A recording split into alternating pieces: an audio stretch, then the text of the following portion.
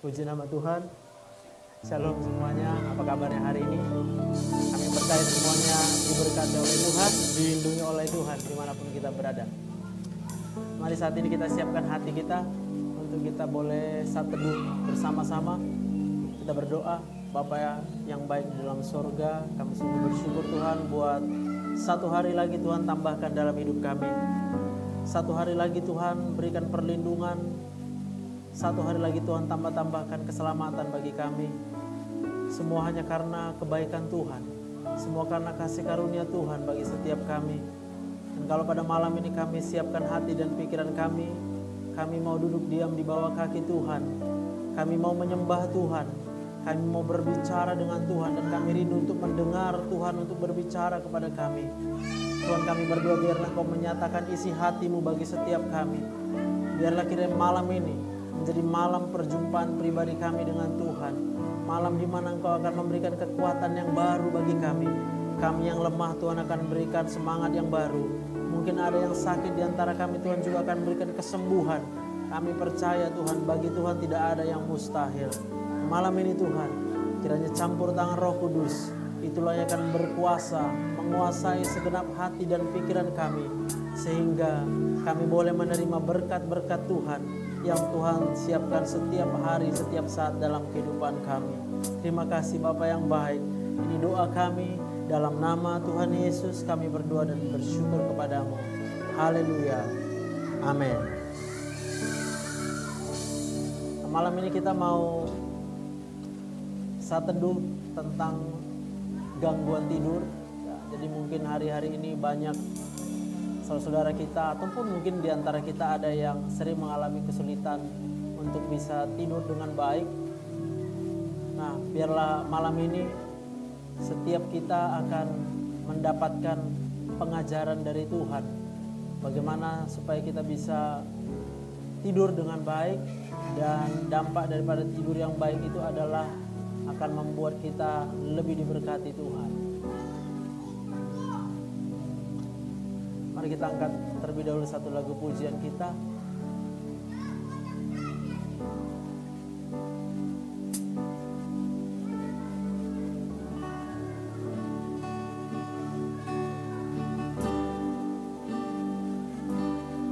Tenanglah kini hatiku,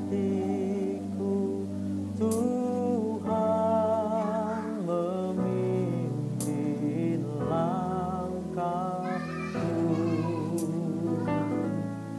di tiap saat yang terjadi.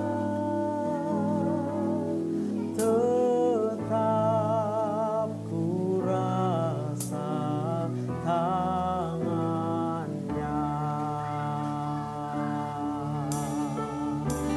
Katakan sekali lagi. Tenanglah hatiku, Tuhan memimpin langkahku di tiap saat dan kerja. Tetap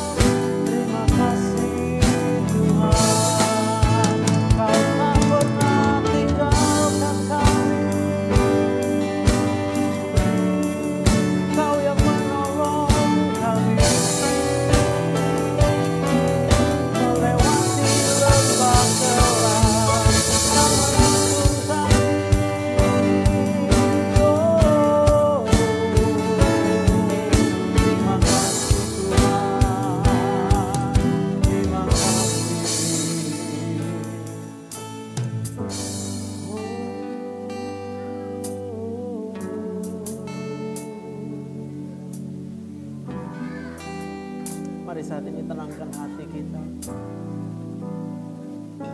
Tenangkan pikiran kita. Sebab kita percaya ada Tuhan bersama-sama dengan kita saat ini juga. Sebab kita percaya kalau kita masih boleh menikmati kehidupan ini, itu artinya Tuhan tetap bersama-sama dengan kita. Dan Tuhan sedang menjaga kita. Tapi kita perlu untuk menenangkan hati kita. Kalau mungkin ada banyak persoalan, ada banyak hal-hal yang membuat kita merasa takut, merasa cemas, merasa khawatir. Tetapi karena kita menyadari Tuhan ada bersama-sama dengan kita, maka kita harus menjadi tenang. Tidak menjadi panik, tidak menjadi gusar, tidak menjadi gelisah. Tapi kita boleh tenang di dalam hadirat Tuhan. Terima kasih Tuhan buat anugerah-Mu. Terima kasih Tuhan untuk penyertaan-Mu. Tidak ada Tuhan seperti Engkau yang begitu baik bagi kami. Ini doa kami, dalam nama Tuhan Yesus kami berdoa dan bersyukur kepada-Mu. Haleluya. Amin.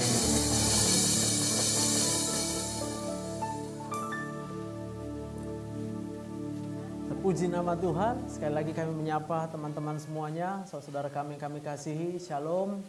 Nah, malam ini kita mau belajar tentang hal yang mungkin bagi kebanyakan orang itu adalah hal yang biasa, hal yang tidak perlu begitu banyak dibahas, ya.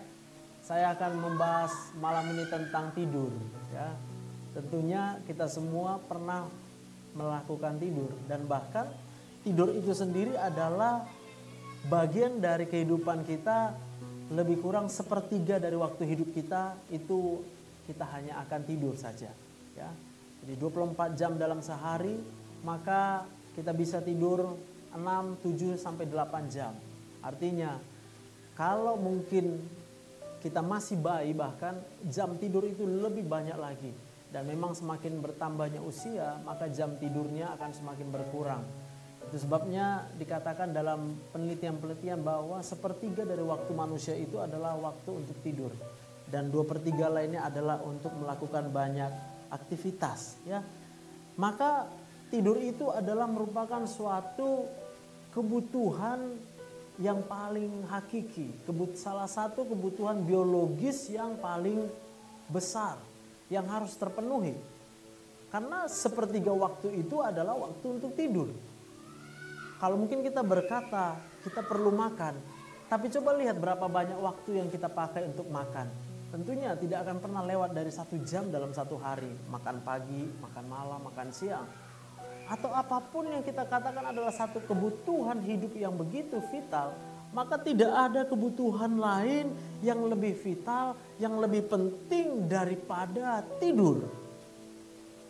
Dan kalau kita mempelajari lebih jauh lagi, maka seseorang yang tidak memiliki jumlah tidur dan kualitas tidur yang baik, maka dia akan menyebabkan dampak fisiologis terhadap tubuhnya. Orang tersebut tidak akan bisa mengalami sehat. Nah, apa yang dimaksud dengan tidur sebenarnya adalah satu kondisi di mana kita itu dalam kondisi tidak bisa berpikir secara sadar.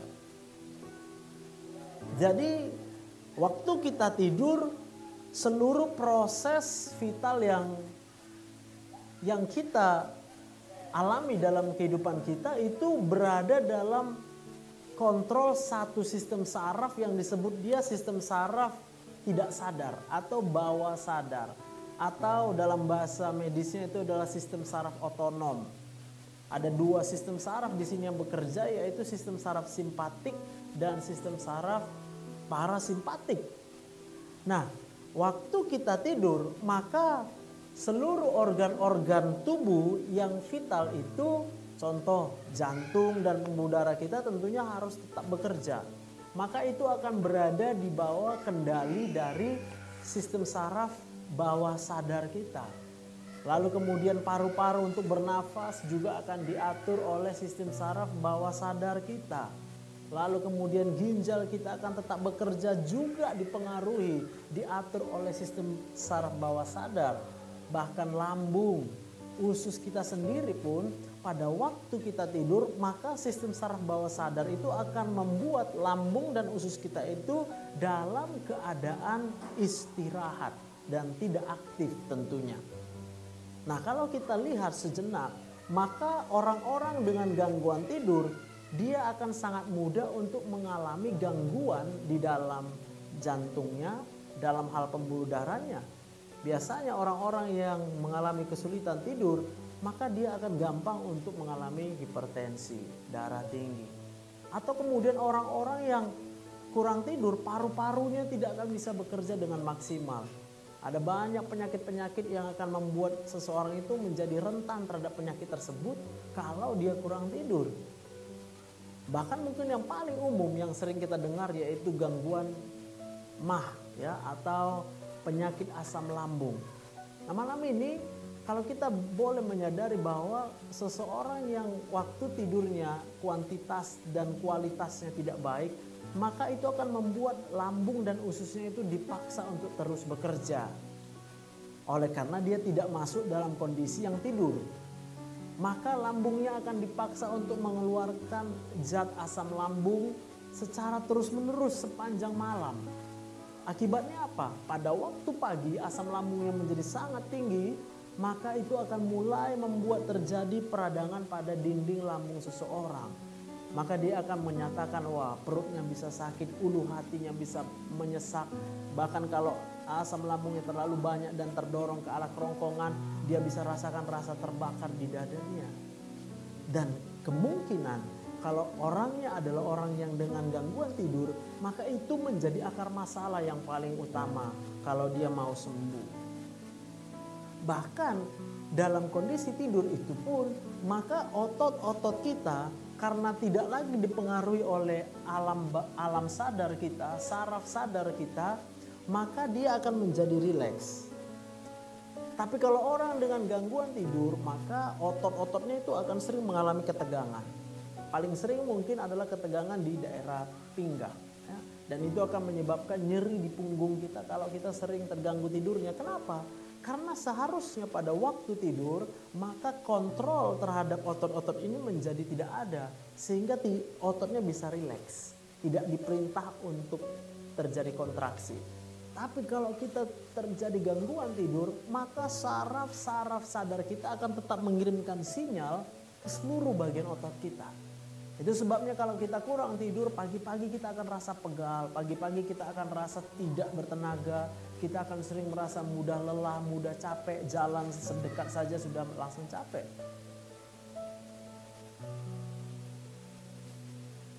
Nah, pertanyaannya adalah, kalau begitu, mengapa kita harus memiliki tidur dengan jumlah dan kualitas yang baik?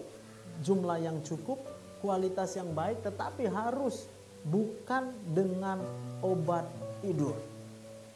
Karena yang pertama, dengan tidur yang baik, seseorang akan menjaga kesehatannya. Dan ini banyak dibuktikan dengan berbagai-bagai penelitian yang dilakukan di dalam bidang kedokteran sendiri. Oleh karena organ-organ ini akan terjaga dengan sangat baik tentunya. Dan ini belum lagi menuliskan nanti bahwa bahkan sistem saraf endokrin, hormon-hormon akan sangat dipengaruhi. Itu sebabnya ada banyak orang juga mengalami sakit gula, ya, gangguan tiroid. Itu semua sangat dipengaruhi dengan kualitas tidur kita. Orang akan menjadi bertambah besar resikonya untuk bisa mendapat penyakit kelainan-kelainan hormon tersebut. Tetapi yang mau saya catat di sini, bahwa akibat tidur dengan kualitas dan kuantitas yang baik, ternyata itu akan menjadi sumber di mana seseorang itu hidupnya akan diberkati oleh Tuhan. Nah, kita buka Alkitab kita dari Mazmur pasal 127 ayat 2. Saya akan bacakan bagi kita. sia-sialah kamu bangun pagi-pagi dan duduk-duduk sampai jauh malam. Ya, jadi sia-sialah orang yang sering begadang. Sia-sialah orang yang sering mengalami gangguan tidur. Dan makan roti yang diperoleh dengan susah payah, kerja banting tulang, kerja setengah mati. Sebab apa? Sebab dikatakan di sini sebab Tuhan itu memberikannya kepada yang dicintainya pada waktu tidur. Jadi kalau seseorang itu dia adalah orang yang dicintai oleh Tuhan, tapi kemudian dia tidak punya waktu yang tepat, waktu yang cukup untuk tidur, maka pada waktu dia tidak tidur, kesempatan untuk diberkati oleh Tuhan itu menjadi hilang.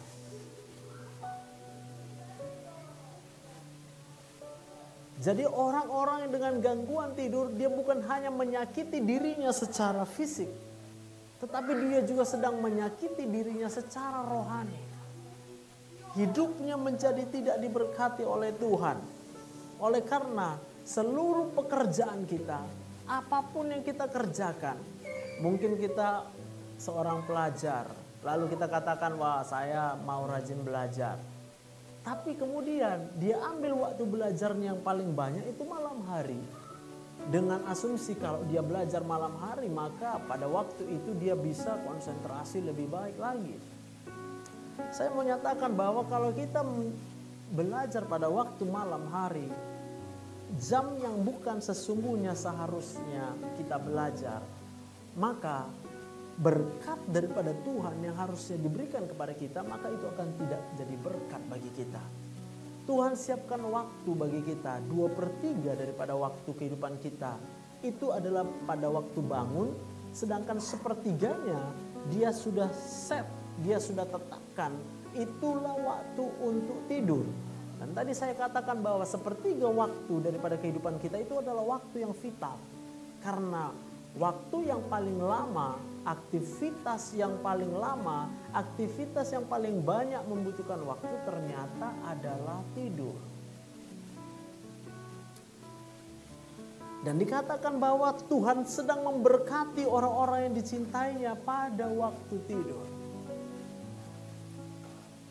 Pekerjaan kita juga kalau kita kerjakan pada malam hari yang seharusnya tidak pada malam hari, itu juga akan bukan menjadi berkat bagi kita dari Tuhan. Orang-orang yang duduk-duduk sampai jauh malam, mungkin dia memikirkan masalahnya, mungkin dia berpikir, waduh bagaimana saya bisa keluar dari masalah saya, atau mungkin dia memikirkan penyakitnya, kapan saya bisa sembuh, bagaimana saya akan sembuh. Tapi dia berpikir terus sampai jauh malam hari, itu tidak akan menjadi sumber berkat bagi hidupnya. Nah, malam ini kita harus bisa memiliki satu pandangan yang benar tentang tidur. Jadi tidur itu bukan hanya untuk membuat kita mengalami kesehatan, tetapi tidur itu juga menjadi jalan kita untuk diberkati oleh Tuhan. Amin. Nah, kalau hari ini Anda merasa sering terganggu tidurnya, maka silakan Anda putar dan putar dan putar rekaman ini, supaya Anda bisa mengerti, kamu bisa tahu benar, oh ternyata di sini salahnya, sehingga saya selama ini menjadi sulit tidur. Secara fisiologis, secara kedokteran, ya, maka waktu tidur dan keadaan tidur ini ternyata diatur oleh 2 sistem di dalam tubuh kita, ya. Ada yang namanya proses C, lalu kemudian ada yang namanya proses S, ya. Jadi proses C dulu, ya. Proses C itu adalah satu jam biologis. Jadi jam biologis ini adalah jam yang sudah diletakkan oleh Tuhan di dalam tubuh kita. Jam biologis ini terutama dia adalah mengatur jam tidur. Jadi jam biologis bukan mengatur jam kerja. Jam biologis bukan mengatur jam belajar. Jam biologis bukan mengatur jam untuk kita berpikir dan beraktivitas, no. Jam biologis yang ada di dalam tubuh manusia itu sejak awalnya diset oleh Tuhan adalah jam untuk tidur. Itu sebabnya ada, kalau kita pernah dengar, istilahnya adalah jet lag. Kalau kemudian kita berpindah dari satu daerah dengan satu zona waktu tertentu, lalu kita masuk ke daerah dengan zona waktu yang cukup berkebalikan, misalnya itu bisa sampai 12 jam, maka yang harusnya pagi kita rasa, tapi kemudian kita tiba di sana dalam keadaan malam, itu jam biologis kita nggak bisa kita ubah dengan cepat. Dia nggak bisa kita bilang, ini malam, ayo tidur, nggak bisa. Maka kalau kita berpindah dari satu daerah dengan perbedaan waktu bisa mencapai 12 jam, kita pasti akan bingung. Badannya nggak mau tidur, namanya jet lag. Nah, apa yang terjadi? Biasanya kalau seseorang mengalami jet lag, maka mungkin dia perlu waktu 3-4 hari sampai jam biologisnya bisa di reset. Kalau jam biologisnya belum berhasil di reset, maka badannya nggak enak. Dia akan rasa lemas, dia akan rasa cepat capek. Nah, ini salah satu kendala yang mungkin dialami oleh para atlet-atlet. Kalau dia harus berpindah zona terlalu jauh, dia harus perlu waktu 3-4 hari supaya jam biologisnya tadi bisa kemudian kembali disesuaikan dengan waktu di mana dia berada pada saat itu. Jadi yang namanya proses C itu adalah semua kita secara normal itu punya jam biologis, dan semua kita secara normal itu mintanya adalah sepertiga waktunya kalau bisa kita tidur. Itu ditetapkan oleh jam biologis kita. Jadi saya punya jam biologis, tidur adalah dari jam 10 malam sampai jam 6 pagi. 8 jam. Anda juga begitu. Jam biologisnya pasti segitu. Tetapi jam biologis itu bisa dilawan. Dilawan oleh siapa? Yang namanya proses S. Proses S ini adalah satu proses di dalam otak kita, khususnya di dalam bagian hipotalamus. Ada di bagian tengah otak kita, di mana dia akan menghambat proses tidur. Dengan lain kata, dia tidak peduli dengan jam biologis, tapi kemudian kalau dia bilang dia mau tidak tidur, dia akan membuat otak kita tetap sadar.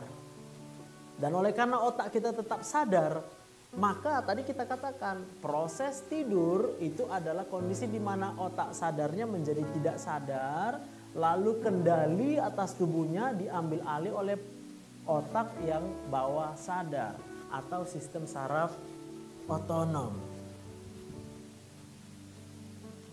Jadi orang-orang dengan gangguan tidur itu akan menyebabkan itu terjadi bukan hanya karena jam biologisnya, tetapi itu disebabkan oleh keadaan di mana proses S-nya itu terlalu banyak.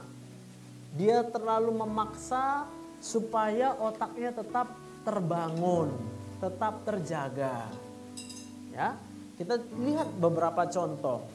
Ada beberapa hal di mana jam biologisnya memang jadi terganggu. Kenapa terganggu? Contohnya orang-orang dengan pekerjaan shift malam yang dia terlalu rapat dan terlalu banyak jumlahnya. Contohnya dia jaga malam, tugasnya misalnya dokter jaga malam, tapi kemudian jaga malamnya itu bisa mencapai 5 hari berurutan. Lalu kemudian libur begitu, ya. Itu akan membuat jam biologisnya itu menjadi terganggu. Dan ini akan membuat jam biologisnya akan berputar-putar, tidak menentu. Sehingga apa? Tubuhnya sendiri bingung mau menentukan kapan dia harus tidur. Atau orang-orang yang mungkin senangnya itu main HP malam-malam gitu ya. Buka HP, buka Facebook, baca Google, atau nonton TV sampai malam, lewat dari jam 12 bahkan ya. Itu akan membuat jam biologisnya itu menjadi sangat lemah. Sehingga apa yang terjadi? Sehingga dia nggak bisa tidur pada waktunya. Dan ini termasuk juga mungkin orang-orang yang senang mengerjakan PR, senang belajar sampai malam. Ya, itu bisa nanti pada akhirnya akan mengakibatkan gangguan pada proses C-nya. Nah, tentunya kalau yang menyebabkan gangguan tidur itu adalah hal seperti ini, kita mungkin dengan mudah bisa mengubah ya. Ya udah, mari kita disiplin. Mari kita hidup dengan disiplin. Lihat jam, oh udah jam 9 malam. Kalau sudah jam 9 malam, kita harus berikan kesempatan sama otak sadar kita untuk cooling down. Untuk dingin dulu neuronnya, listriknya dingin dulu. Supaya apa? Supaya waktu dia sudah dingin, maka dia bisa ditidurkan. Tapi kalau kemudian kita paksa gitu, kita belajar sampai jam 11 malam, Anda nggak akan bisa langsung tidur jam 11 malam. Dia harus tunggu dulu, otaknya masih hidup tuh. Kita pejam gitu ya, nggak akan bisa-bisa. Kenapa? Karena otaknya masih baru aja dipakai sampai jam 11 malam. Itu sebabnya kalau udah lihat jam 10 atau bahkan masih jam 9, ya saya selalu tidak mau mengambil pikiran-pikiran yang berat-berat. Tidak mau aktivitas yang akan memaksa otak sadar saya untuk bekerja dan bekerja dan bekerja. Karena nanti akan perlu waktu lebih lama untuk bisa cooling down, untuk bisa lebih dingin. Dan akibatnya saya jadi sulit tidur. Termasuk juga nanti adalah, nanti kita lihat hal-hal yang harus benar-benar kita cegah supaya kita bisa tidur dengan baik. Nah, kita buka dulu Alkitab kita dari Markus 4 ayat 38. Ya, katakan di sini begini. Pada waktu itu Yesus sedang tidur di buritan di sebuah tilam. Maka murid-muridnya membangunkan dia dan berkata kepadanya, "Guru, engkau tidak peduli kalau kita binasa?" Nah, salah satu proses yang akan menjadi sumber gangguan seseorang untuk bisa tidur adalah oleh karena dia tidak bisa memiliki pikiran yang tenang. Kisah Markus 4 ayat 38 ini bercerita tentang murid-murid dan Tuhan Yesus itu naik kapal untuk menyeberang. Lalu datanglah angin tofan, badai yang kemudian menggoncang-goncang kapal itu sedemikian rupa, ombak dibuat begitu tinggi, dan pada waktu itu Yesus dikatakan dia tertidur di buritan. Kenapa Yesus bisa tidur dalam keadaan goncangan kehidupan? Oleh karena Yesus bisa memiliki pikiran yang tenang. Yesus tidak membiarkan pikirannya dipengaruhi oleh keadaan di sekitarnya pada waktu itu. Ya.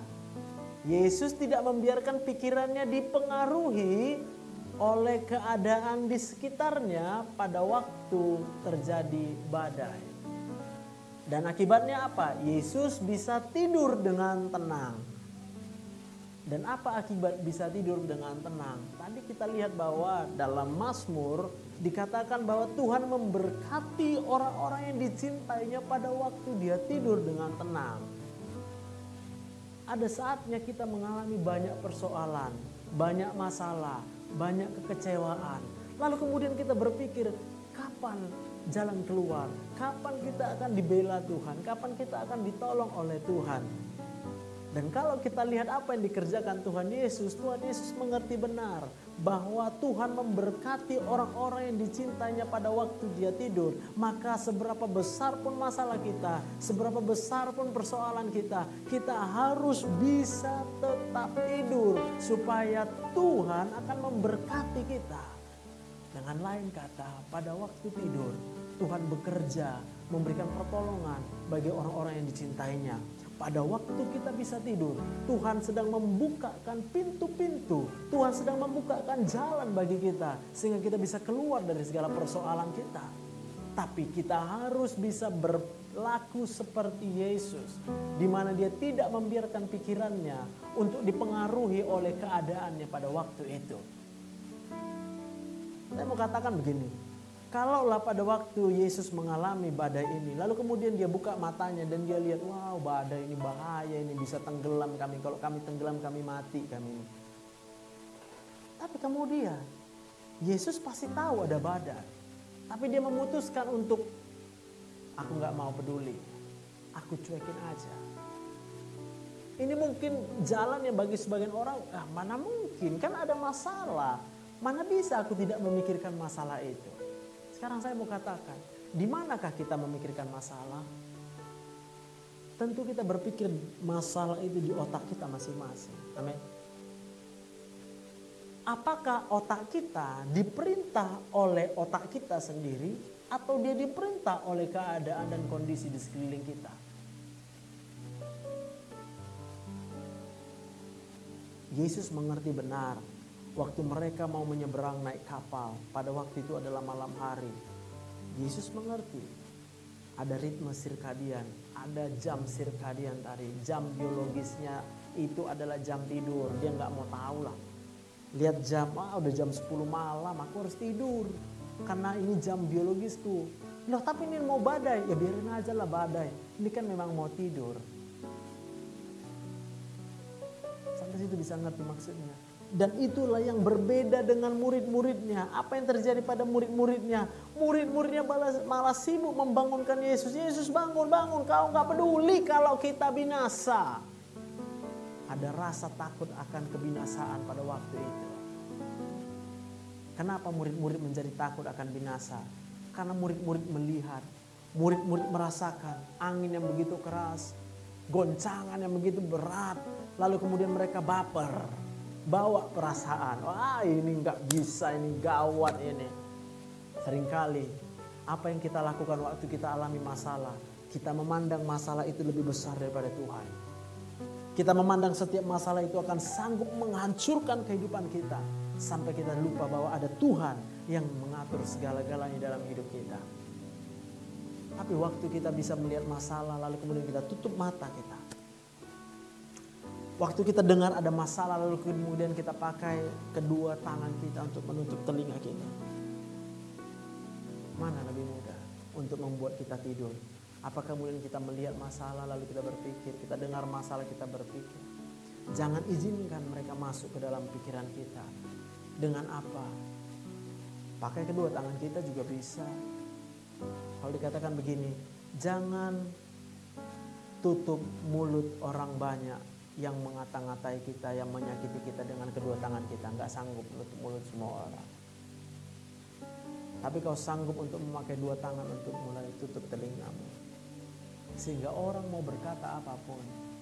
Karena kau yakin apa yang mereka katakan itu salah. Kau cuma tinggal tutup telinga. Apa yang terjadi?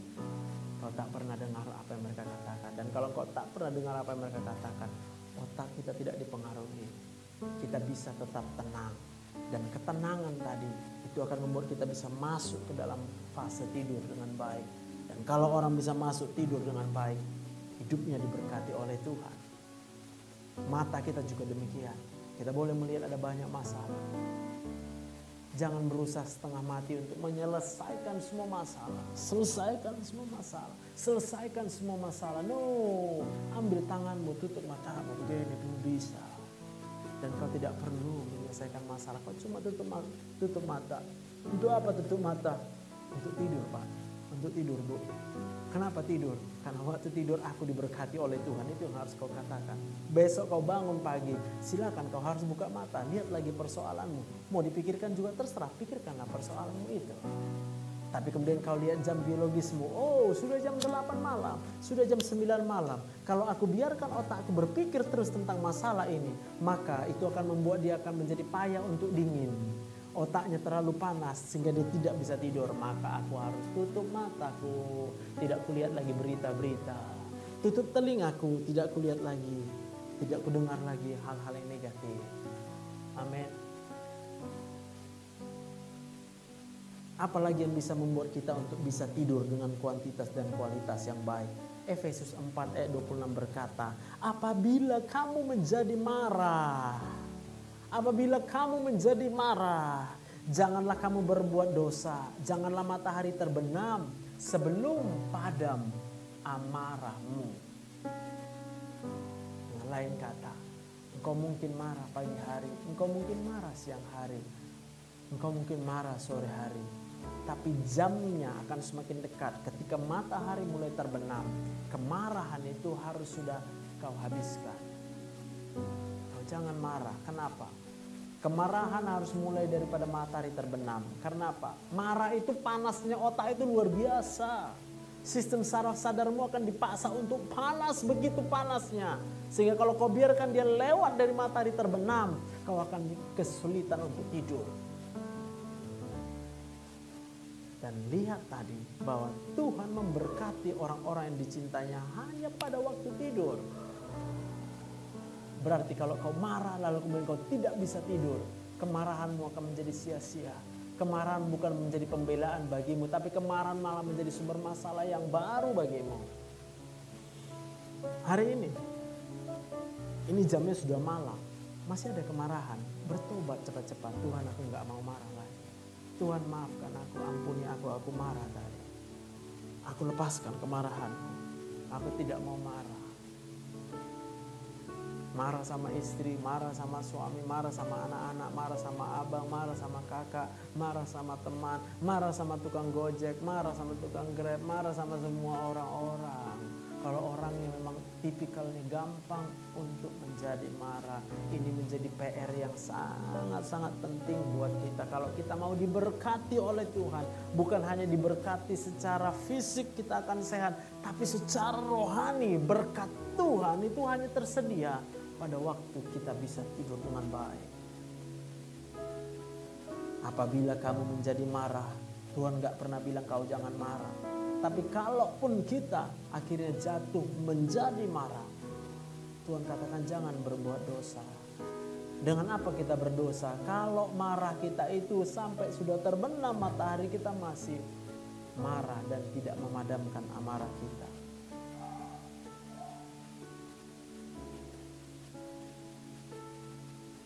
Mazmur 63 ayat 6 sampai 8. Bagaimana supaya kita bisa dapat tidur dengan kuantitas dan kualitas yang baik? Dikatakan di sini, apabila aku ingat kepadamu di tempat tidurku, merenungkan engkau sepanjang kawal malam. Sungguh engkau telah menjadi pertolonganku, dan dalam naungan sayapmu aku bersorak-sorai.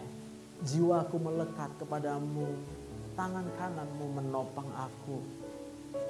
Waktu kita rasa kita tidak bisa tidur, apa yang harus kita lakukan adalah mari kita ingat kepada Tuhan. Waktu kita ada di tempat tidur kita, masih belum bisa tidur juga, maka kita akan merenungkan tentang Tuhan sepanjang kawal malam, dikatakan di sini. Dengan lain kata, seberapa besar pun persoalan kita, jangan renungkan persoalan kita di tempat tidur. Seberapa besar pun masalah kita, jangan pernah kita mengingat-ingat masalah kita, tapi lakukanlah ini. Ingatlah hanya kepada Tuhan pada waktu kita di tempat tidur. Kita ingat akan kuasanya, kita ingat akan kebaikannya, kita ingat akan janji-janjinya. Apa yang terjadi pada waktu itu? Sistem saraf kita itu otomatis akan ditenangkan. Sistem saraf kita akan mulai melepaskan beban kita. Sistem saraf kita kemudian tidak memaksa lagi untuk memikirkan masalah dan persoalan kita. Sebab yang kita lakukan adalah kita sedang memikirkan tentang Tuhan dan segala kebaikannya. Kita akan merasa nikmat, kita akan merasa puas, kita akan merasa damai. Sungguh engkau telah menjadi pertolonganku Tuhan.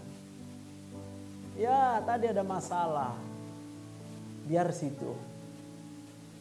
Sebab Tuhan telah menjadi pertolongan bagiku. Ya, tapi kau belum keluar dari masalah itu. Biar situ. Aku mau tidur. Karena waktu tidur Tuhan memberkati. Iya, tapi tadi kau mengalami kekalahan. Biar situ. Dalam naungan sayap Tuhan, aku akan bersorak-sorai. Tapi tadi kau disakiti oleh orang lain. Biar situ. Jiwaku melekat kepadamu Tuhan. Tidak peduli apa yang dilakukan orang lain kepadaku. Selama jiwaku hanya melekat kepadamu, apa dikatakan? Tangan kananmu itu akan menopang aku. Tangan kanan Tuhan itu akan mengangkat setiap kita. Dan itu akan membuat otak sadar kita itu bisa dengan tenang. Dan waktu otak sadar kita bisa kita tenangkan, maka kita biarkan jam sirkadian kita mulai bekerja. Tidur. maka kita akan bisa tidur.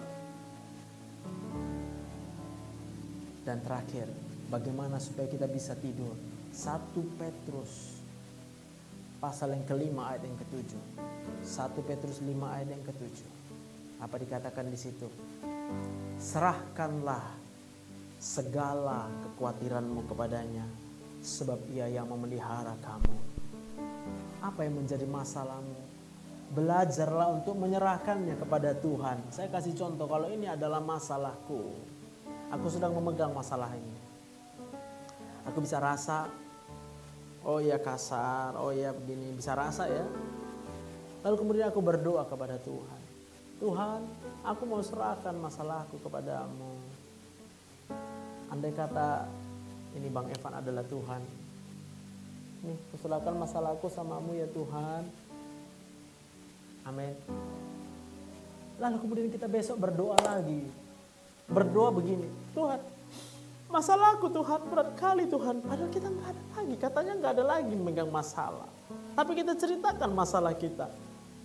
Dia kayak gini Tuhan, dia kayak gini Tuhan. Aduh Tuhan, berubahlah maunya dia.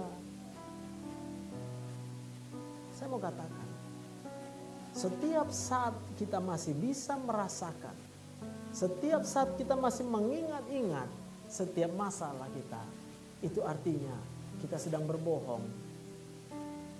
Kita bukan menyerahkan masalah kita sama Tuhan. Yang kita lakukan adalah kita cuma beritahu Tuhan masalah kita. Banyak orang berpikir dia berdoa, banyak orang berpikir dia berserah, tapi dia tidak berserah. Yang dia lakukan cuma ngadu. Tolong ya, aku ada ini, aku rasa ini, aku rasa ini, aku rasa ini, aku rasa ini. Tidak ada penyerahan di situ. Tapi waktu kita berserah kepada Tuhan, kita katakan, Tuhan, aku serahkan masalahku kepadamu. Yes, that's it. Gak perlu kupikirkan lagi, biarlah di situ. Terserah Tuhan saja. Maka ada kata terserah Tuhan saja. Kapan mau Tuhan tolong, terserah Tuhan. Gimana caranya Tuhan mau tolong, terserah Tuhan saja. Mungkin saat ini engkau sedang sakit, engkau belum sembuh, engkau nggak tahu mau lakukan apa. Hari ini belajar berserah sama Tuhan.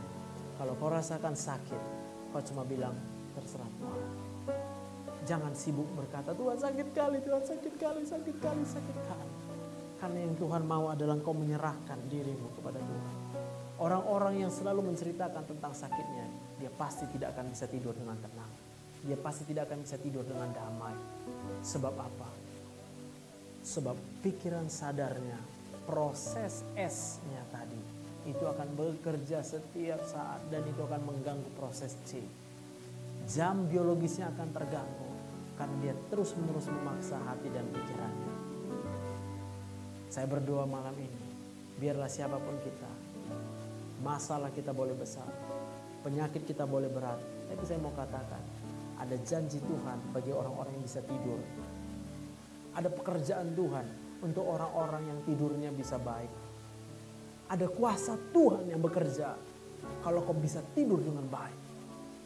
Karena kau berserah kepada Tuhan. Nah, mari saat ini buka kedua tangan kita di hadapan Tuhan.